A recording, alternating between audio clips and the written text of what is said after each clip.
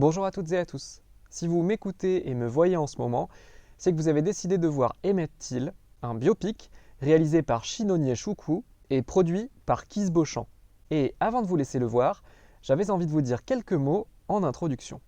Ce film, il raconte une histoire qui vous est très certainement étrangère, celle d'Emmett Till, ce jeune homme noir originaire de Chicago, en visite dans sa famille à Money, au Mississippi, et qui fut assassiné le 28 août 1955, 4 jours après avoir prétendument tenté de séduire puis d'agresser une jeune femme blanche, Caroline Bryant. Cet événement est considéré comme l'un des fondateurs de la période héroïque de lutte pour les droits civiques. Et il est pour la première fois adapté au cinéma dans un film de fiction, 68 ans après les faits. Si je me permets de vous raconter l'histoire d'Emmett Till en introduction de cette vidéo, ce n'est pas dans le but de vous gâcher le visionnage, loin de là, puisqu'en fait, cette histoire n'est que le début du film. Il met surtout en scène la mère d'Emmett, Mamie Till Mobley, qui est devenue, bien malgré elle, une figure de la lutte pour les droits civiques, plus méconnue en France que Rosa Parks ou Angela Davis.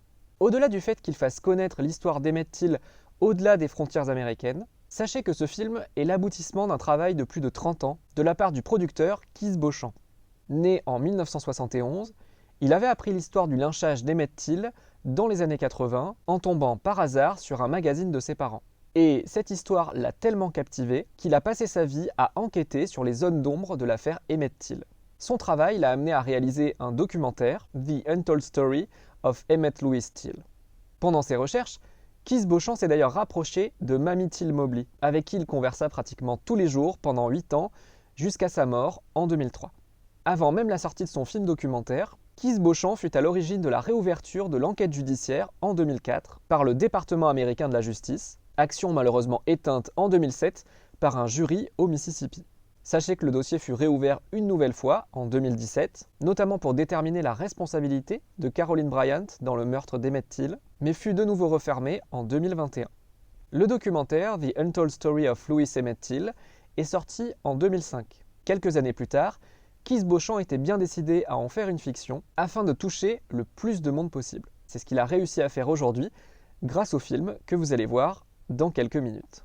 Si Emmett Till est la première adaptation cinématographique de son histoire, un téléfilm méconnu, sorti il y a 30 ans, parlait déjà d'Emmett Till, mais en changeant son nom.